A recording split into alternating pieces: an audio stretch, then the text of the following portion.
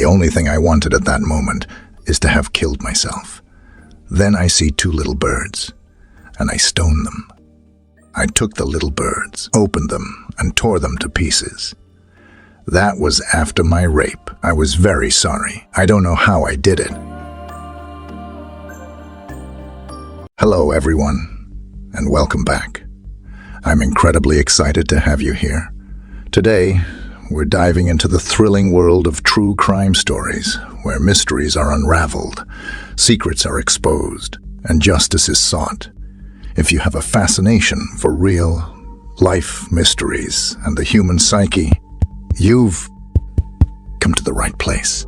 Luis Alfredo Garavito Cubillos was born 25 January 1957, also known as La Bestia, the Beast, or Tribilin. Goofy is a Colombian serial killer, sex offender, pedophile, and necrophile. In October 1999, he confessed to committing the rape, torture, mutilation, and murder of 147 minors, predominantly young men and boys in the western Colombian region. ¿Por qué? ¿Por qué? No, no, no quiero más. Beginning a series of torture, rapes on minors aged 6 to 16 in the autumn of 1980. Garavito was estimated to have raped and tortured a minimum of 200 minors before committing the rape, torture, mutilation, and murder of an additional 189 minors in Colombia from 4 October 1992 to 21. Further, 4 murders in Ecuador during the summer of 1998.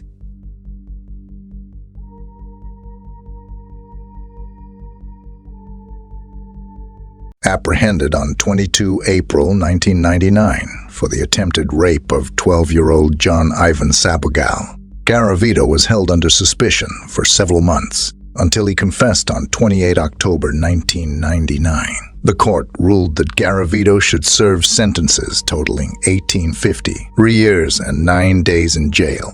Between his Colombian and Ecuadorian victims, Garavito is confirmed to have murdered at least 193 minors in total, making him the most prolific serial killer in modern history. If his 2003 confession is to be believed, his murders of 23 minors and 5 adults would raise his murder victim count to 221. Luis Alfredo Garavito Cubillos was born in Genova, Quindio, on 25 January 1957 to Manuel Antonio Garavito and Rosa Delia Cubillos, the eldest son and second child of 7 siblings.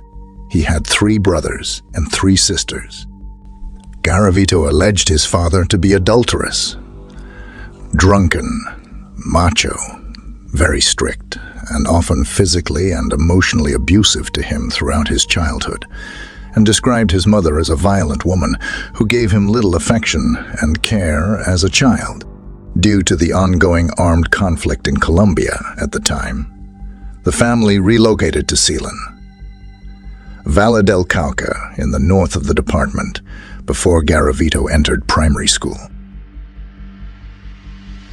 As a result of his father's frequent infidelities and drinking habits, the couple frequently fought verbally and physically in the presence of their children, whom they largely neglected. Later, remarking that he had the misfortune of being in a family that spent its time arguing, fighting, and throwing words of great caliber, he alleged being strapped to a tree at age 6 or 7 and beaten with a machete case by his father after attempting to defend his mother, who Manuel was known to beat in pregnancy. Because of the spontaneous nature of the physical abuse, the children often hid upon their father's return home from work. Sleeping in the same bed as his father, Garavito speculated he may have been fondled on one occasion. Garavito was belittled as an imbecile, a bastard, and other pejoratives by his father, whom he claimed never had a good word for him, solely bringing his son with him for work, related purposes, and to run errands. Attending Simon Bolivar School in Sealand, he was initially collaborative and cheerful, but was frequently ridiculed and bullied by other children. Garavito's teachers noted his desire to learn conflicted with his extreme frustration with an inability to understand subjects, nicknamed Garavito, meaning squiggle. For his glasses and timid nature by peers, Garavito was insecure of his glasses and eventually preferred playing alone at recess. He was quick to enter tantrums and reacted violently toward students who chased and mocked him by screaming squiggle. Despite the violent conflicts, his teachers made no attempt to intervene. This distressed Garavito, who accumulated resentment toward his belittling father and envy toward peers from stable homes. Around 1968, he left school in 5th grade due to poor memory and his father's insistence on making money to sustain the family. This dismayed Garavito, who was also forbidden to have friends or a girlfriend by his father. In 1969, Garavito was allegedly subject to extensive physical and sexual abuse by a local drugstore owner and devoutly religious neighbor on his father's visits to the store for Garavito's vaccinations. Garavito claimed the neighbor, who was a close friend of his father, had bound him to a bed before sexually assaulting him and proceeding to burn him with a candle, cut him with a razor blade, and bite his genitals and buttocks on several occasions during these incidents of molestation. The severity of this abuse was later questioned by several experts and interviewers. Following the first incident of this abuse, Garavito allegedly killed and dissected 2 birds in frustration, which prompted him to feel remorse and shame shortly thereafter. The only thing I wanted at that moment is to have killed myself. Then I see 2 little birds, and I stone them.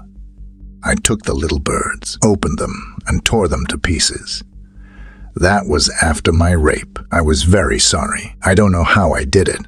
While sleeping, I took my younger siblings and took off their clothes, and without them knowing, I fondled them. But my dad wouldn't let me have a girlfriend, and I had to hide all those things that happened to me. Garavito, on his cruelty to animals and fondling of his younger siblings. After stoning the birds, Garavito began suggesting to his younger brothers and sisters that they sleep with him, naked in their shared bed. He then sexually fondled his younger siblings as they slept on multiple occasions after removing their clothes. Garavito also alleged he molested a 6-year-old boy in 1969. According to those who knew him, Garavito became very withdrawn, extremely aggressive, and ready to take revenge on the world. The neighbor's sexual abuse ended after the family's relocation to Trujillo in 1971 and rendered Garavito sexually impotent with female partners and permanently unable to ejaculate properly. Believing that his father and family would not feel concern or believe him, Garavito chose to hide his sexual abuse experiences. Soon after arriving in Trujillo, he was shown heterosexual pornography by another neighboring family friend. Because Garavito responded with disgust, the neighbor beat him into the undergrowth before raping him. In 1972, Garavito aggressively and repeatedly attempted to initiate sexual relations with women, but these advances were rejected through various alcoholic family members. Garavito accessed alcoholic drink and developed an addiction. A rebellious young man, Garavito was briefly evicted in 1972 after being caught by his mother attempting to rape a 5-year-old boy, and again in 1973 following an attempted sexual assault on a 6-year-old boy at a train station in Bogota. The boy screamed, which alerted authorities to arrest Garavito, who stated he only wanted to lightly molest the child in response to an attempted rape charge. Following the latter incident, Garavito was reprimanded by his father Manuel for not choosing a woman to sexually assault instead of a young boy. With Garavito's inclination for young boys causing frequent arguments between him and his father Manuel, he was evicted for the final time for homosexual behavior. As a young man, Garavito started working as an assistant at a compensation fund, and later in a chain of stores, and studying in marketing. Despite his newfound career, he began to have problems with his co-workers, clients, and bosses, which gradually escalated to physical altercations. After losing his job, Garavito worked as a street vendor who sold religious icons and a migrant worker, developing primarily platonic relationships with various women over the course of his adulthood. In 1973, he began work on a coffee plantation as a youth in Trujillo, first falling in love with a school teacher and single mother named Luz Mary Ocampo Orozco, whom he later attended weekly mass services with. Many of the women he befriended had children, whom Garavito reportedly nurtured as if they were his own children, in addition to being a loving boyfriend when sober.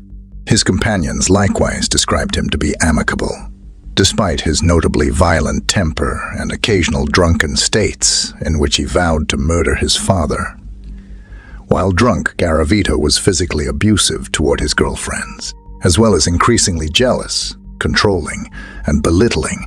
As a result, he was often the subject of local scandals and town gossip, facing repeated evictions by his female partners in later life. Garavito suffered symptoms of psychosis, paranoia, and depression, and began compulsively molesting both male and female children, developing an almost exclusive preference for pubescent boys. Due to depression and suicidal feelings related to his lack of achievement, he expressed desire to start a family. When drunk, Garavito insisted on having sexual intercourse with his female partners. Despite this, he suffered from frequent erectile dysfunction, which caused him extreme grief, often prompting him to enter rants concerning his hatred for his family to them.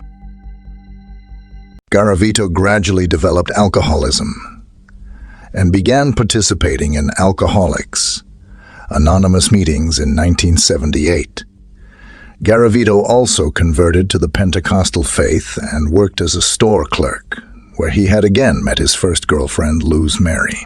Drifting from his family, he was only close to his older sister, Esther, who avoided him due to his alcoholism. Garavito also held resentment toward younger siblings for defending their father, who he felt had largely favored them in childhood. Relocating to the town of Armenia, Garavito acquired a new job at a local bakery. Following his frequent attendance of local church services in which he remorsefully beat his chest during prayer, Garavito attended Alcoholics Anonymous meetings and occasionally visited psychiatrists before ending his day by frequenting Valencia Park to procure the services of child prostitutes.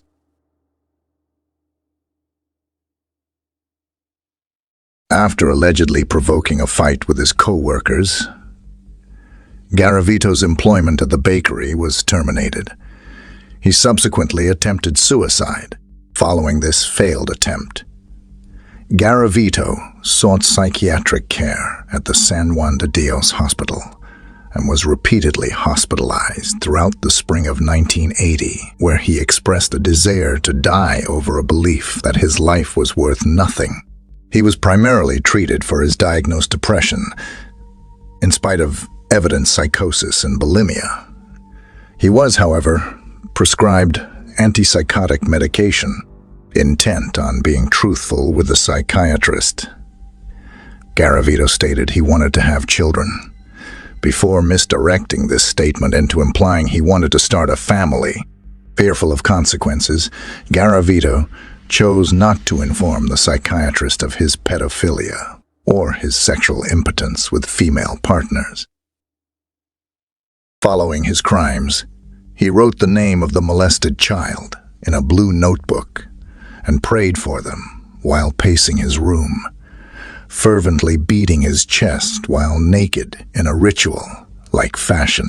Garavito also began compulsively reading the Bible each night, attempting to find an explanation in the Book of Psalms for his deviance.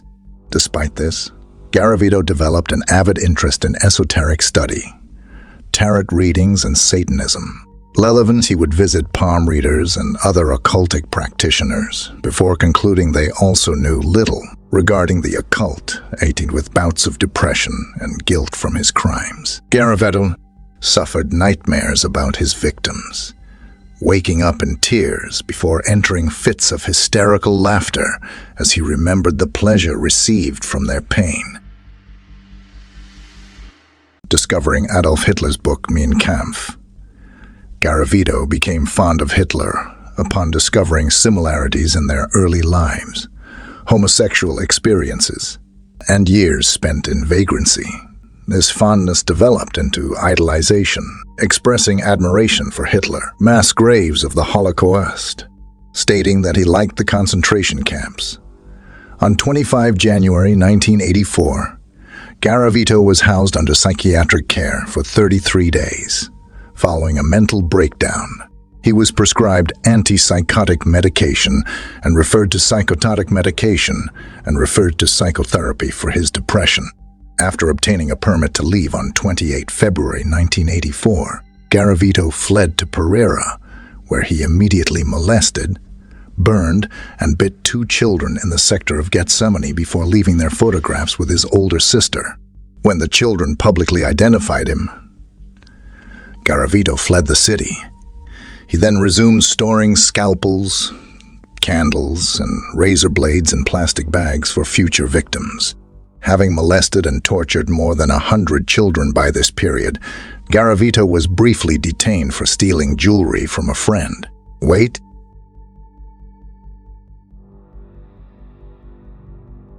Garavito also developed an obsession with Colombian spree killer Campo, Elias Delgado, who murdered his own mother and several others at a Bogota restaurant in December 1986.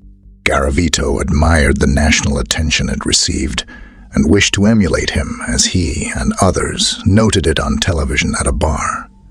From this point on, Garavito harbored extensive fantasies of acquiring a machine gun and annihilating his father and family before committing suicide, holding various murderers in great admiration. Garavito felt that committing suicide following a mass murder of his family would be an ideal way to die for him. Between 1980 and 1992, Garavito was estimated to have raped and tortured a minimum of 200 youths, a period during which he had actively spent 5 years under psychiatric care, having attempted suicide several times. Wherever Garavito had resided during this time, reports of child molestation in said areas increased dramatically. While operating a Ouija board, Garavito alleged that he entered a state of psychosis in which the devil had asked whether he would like to serve him. Answering that he would, the devil responded, saying, "Kill, that with killing many things may come." Attempting to commit his first murder on 1 October 1992, Garavito sought a young boy who had been selling sweets and cigars to passers-by. In a state of drunkenness, he lured the youth, who he planned on bringing to a wooded lot, to the Melia Hotel sector in Bolivar, Colombia, before being interrupted and beaten by local police, one of whom hit him over the head with a revolver. As Garavito bled, they then stole 100,000 pesos, a watch, and a ring from him before letting him go from a police station. Garavito then resolved to commit murder. 3 days later,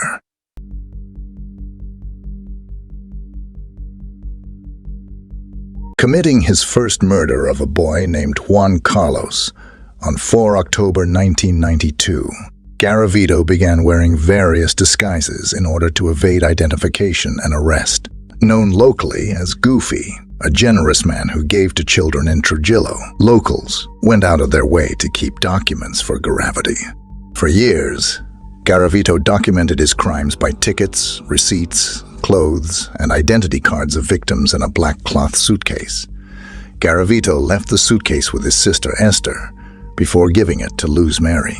He also collected their amputated toes before disposing of them for fear that the Colombian National Police's scent dog team may trace them to him.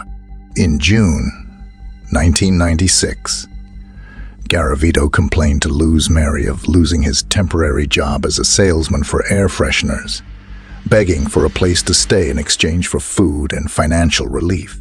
Wary of Garavito for his alcoholism and temper, she took him in briefly with hesitance. Garavito then suffered a hard fall in the Guacamayas neighborhood of Bogota, breaking his leg in August 1996.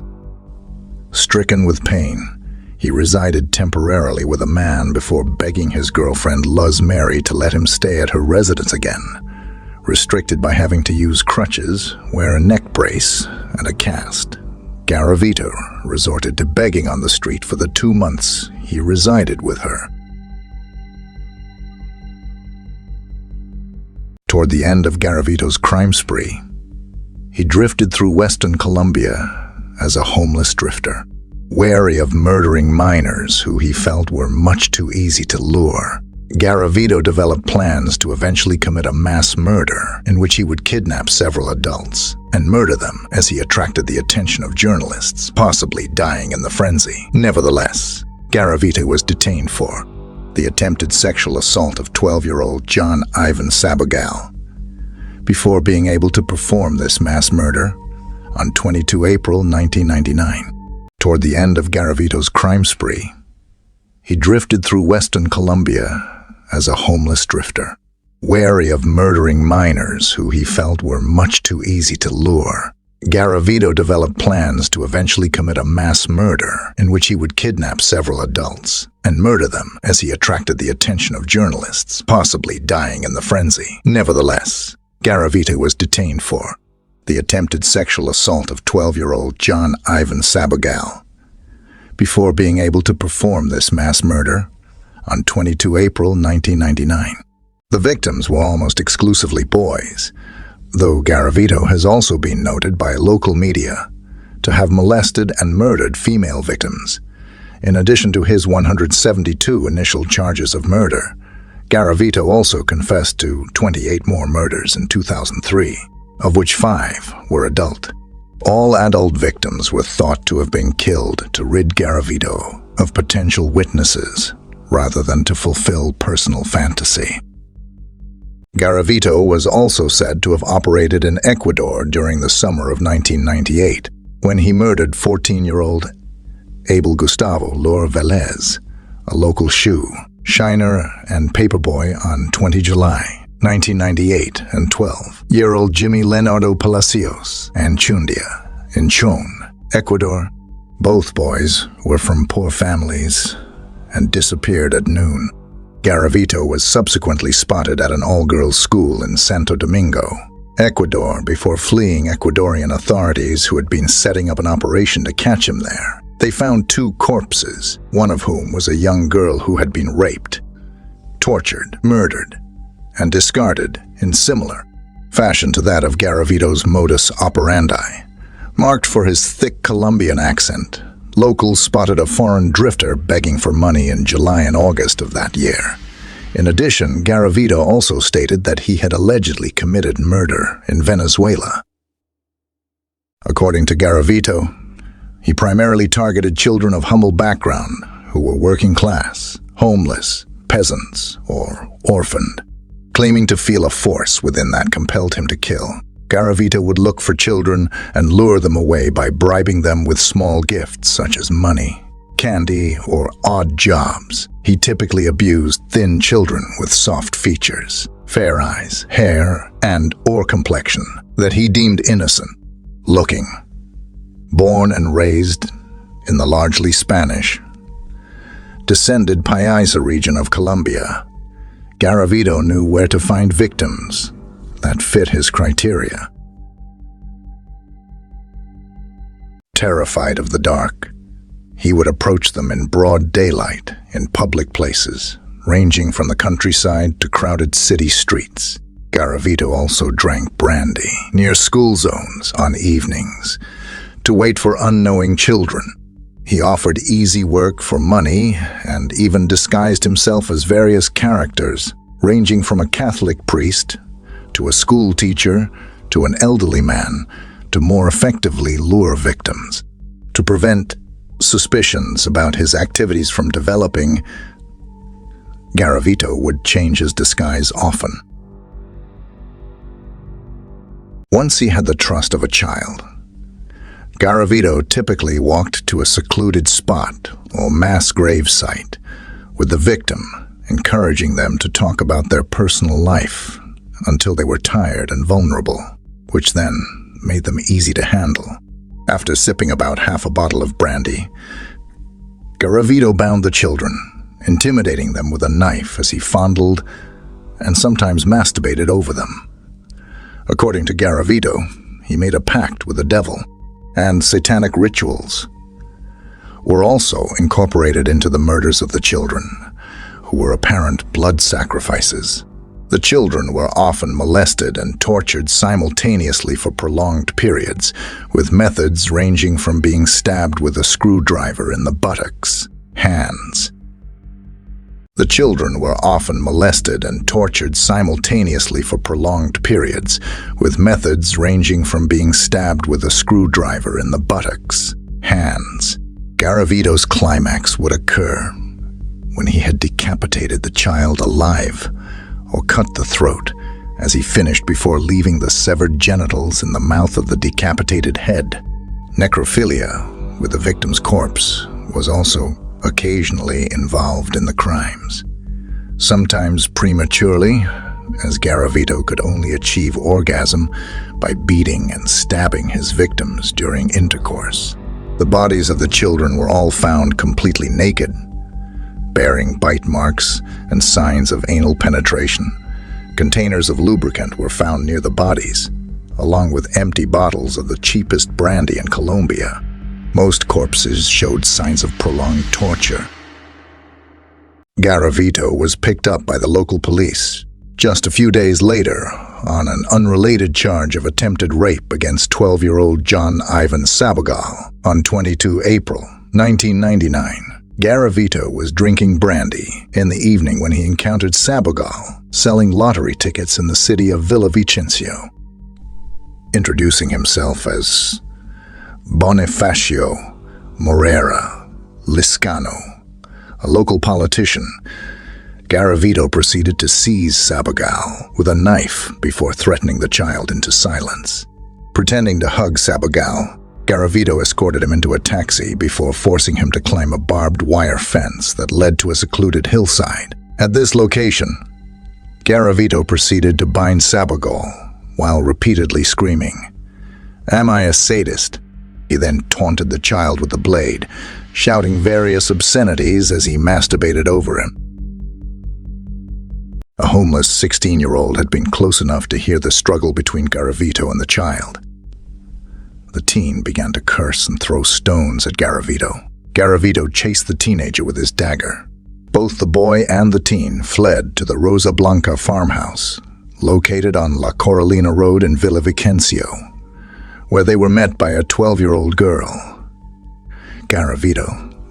Garavito later reached the farmhouse, aggressively asking the girl for directions. She directed Garavito into the woods, where he became lost. The police were contacted, resulting in a search. Authorities found Garavito walking out of the woods at approximately 7:00 p.m. as they urged angry locals not to get involved in the search. He gave them a false ID and claimed to be the politician, Liscano. Despite this, they suspected the man to be Garavito anyway. On 4 July 1999, their suspicion was confirmed.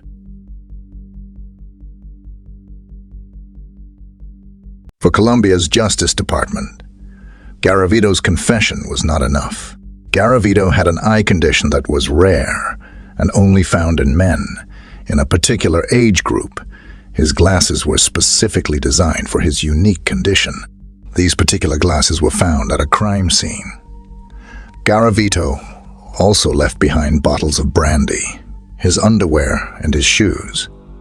DNA was found on the victims, along with the other items left behind. Police scheduled the entire jail where Garavito was being detained to get an eye exam, the outcome of which would help police pair the glasses to Garavito. By making it mandatory for all the prisoners, it reduced Garavito's suspicion and kept him from lying about his eyesight. His height of 165 cm and limp were also crucial in connecting him to the investigators' findings. While Garavito was out of his cell, detectives took DNA samples from his pillow and living area. The DNA found on the victims was a match to the DNA found in Garavito's cell. Garavito confessed to murdering about 140 children and was charged with killing 172 altogether throughout Colombia. He was found guilty on 138 of the 172 accounts. The others are ongoing. Garavito was sentenced to 1853 years and 9 days in prison, the lengthiest sentence in Colombian history. However, Colombian law limits imprisonment to 40 years, and because Garavito helped police find the victims' bodies, his sentence was further reduced to 22 years. Garavito is currently serving his sentence in a maximum security prison in Valledupar in the department of El Cesar in Colombia. He is held separately from all other prisoners because it is feared that he would be killed immediately. He will become eligible for parole in 2023 when he has served 3/5 of his sentence. In 2021, a judge blocked a request to release Garavito early due to his good behavior in prison on grounds that he had not paid a fine for his victims. Many Colombians criticize the possibility of Garavito's early release. In recent years, Colombians have increasingly felt that Garavito's sentence was not sufficient punishment for his crimes. Some have argued he deserves either life in prison or the death penalty, neither of which exist in Colombia. Colombian law had no provision or method to impose a sentence longer than what Garavito received, which was seen as a deficiency in the law caused by the failure to address the possibility of a serial killer in Colombian society. The law has since increased the maximum penalty for such crimes to 60 years in prison. Journalist Guillermo Prieto Piri La Rota interviewed Garavito for a show which was broadcast on 11 June 2006. Piri mentioned that, during the interview, Garavito tried to minimize his actions and expressed intent to start a political career in order to help abused children. Piri also described Garavito's conditions in prison and commented that, due to good behavior, he could probably apply for early release within 3 years.